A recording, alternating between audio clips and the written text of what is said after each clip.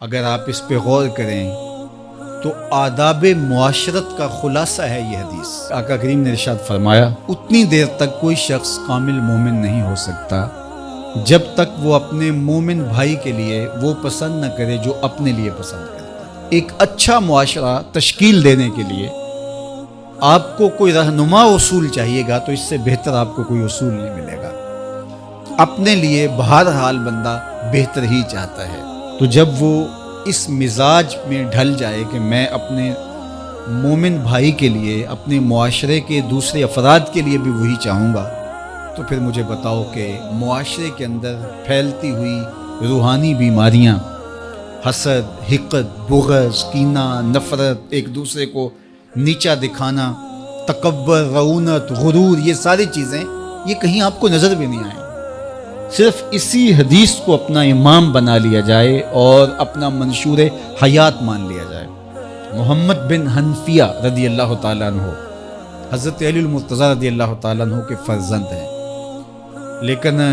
حضرت سیدہ فاطمہ الزہرا سلام اللہ علیہا سے نہیں ہیں، اور حضرت امام حسن رضی اللہ تعالیٰ عنہ حضور علیہ الصلوۃ والسلام کے نواسے، تو بھائی آپس میں، تو دونوں میں کسی معاملے میں شکر رنجی ہو جاتی ہے۔ شکر رنجی، جس رنج میں مٹھاس ہو، شکر ہو، میٹھی ناراضگی، کوئی بغض حسد پہ مشتمل ناراضگی نہیں۔ تو حضرت محمد بن حنفیہ ایک دن بیٹھے تو سوچا کہ وہ میرے عمر میں بھی بڑے بھائی ہیں، اور پھر دوسری بات یہ ہے کہ وہ رسول خدا کی بیٹی کے بیٹے ہیں، ان کا یہ اعزاز ہے، بہرحال مجھے تو یہ اعزاز نہیں ہے، پھر جوانان جنت کے سردار بھی ہیں، تو میں ان سے ناراض ہوں، وہ میرے سے ناراض ہیں، تو بات بھی کوئی اتنی خاص نہیں۔ تو اب دن بھی 3 گزر رہے ہیں، چلو میں ان کو راضی کر لیتا ہوں۔ تو گھر سے نکلے ان کو راضی کرنے کے لیے،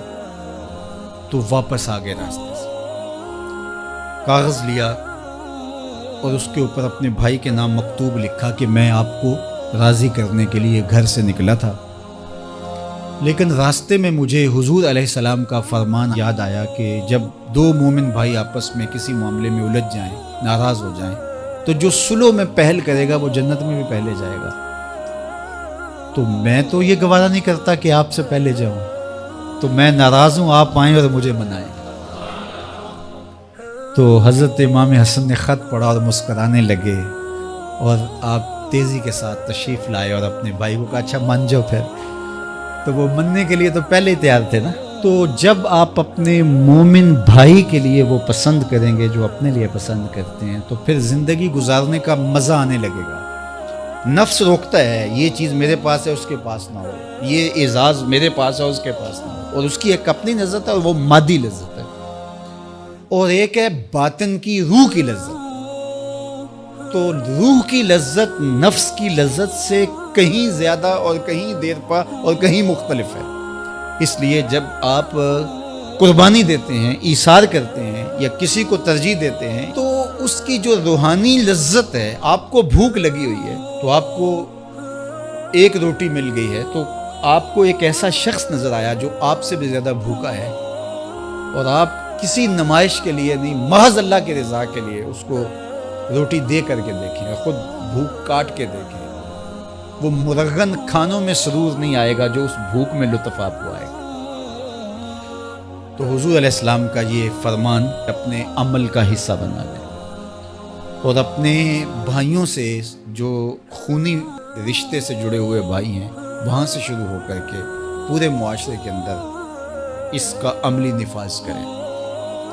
آپ کو اتنا سرور آئے گا اور باطن میں اتنا نور آئے گا، اور اس قدر معاشرے میں خوبصورتی کی بنیاد پڑے گی۔ اور اگر ہم آج اس حدیث کو اپنے لیے خضر راہ بنا لیں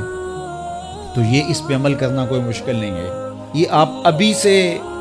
جب اٹھیں گے تو اپنے ساتھ والے کو ترجیح دے دیں گے کہ پہلے یہ گزر جائے، تو ابھی سے شروع ہو جائے گا یہ کام۔ تو یہ آپ گھر میں اپنے بچوں کے ساتھ، اپنی بیوی کے ساتھ، روزمرہ کی زندگی میں جہاں ملازمت کر رہے ہیں، کاروبار کر رہے ہیں، جن دوستوں کے ساتھ کھیل رہے ہیں حتیٰ کہ، تو یہ وہ چیز ہے کہ اس کا آغاز عمل سے پہلے سوچوں سے شروع ہو جاتا ہے۔ کہ آپ کسی کے لیے اچھا سوچنا شروع کرتے ہیں. جو اپنے لیے سوچتے ہیں وہ اپنے بھائی کے لیے بھی سوچیں. ہمارے بزرگ فرمایا کرتے تھے کہ کسی کے ساتھ دوستی کا ایک حق یہ بھی ہے کہ اس کی آخرت کے لیے سوچا جائے کہ یہ میرا دوست ہے تو دنیا میں میرے ساتھ ہے تو حشر میں بھی جنت میں میرے ساتھ ہو. تو اس کی ہدایت کے لیے اگر نماز نہیں پڑھتا تو اس کو نماز کی طرف لے کر آئیں. اگر اس کے معاملات کے اندر خرابیاں ہیں تو ان کو دور کرنے کی کوشش کریں اور اس کو آہستہ آہستہ اچھائی کا خوگر بنا لیں.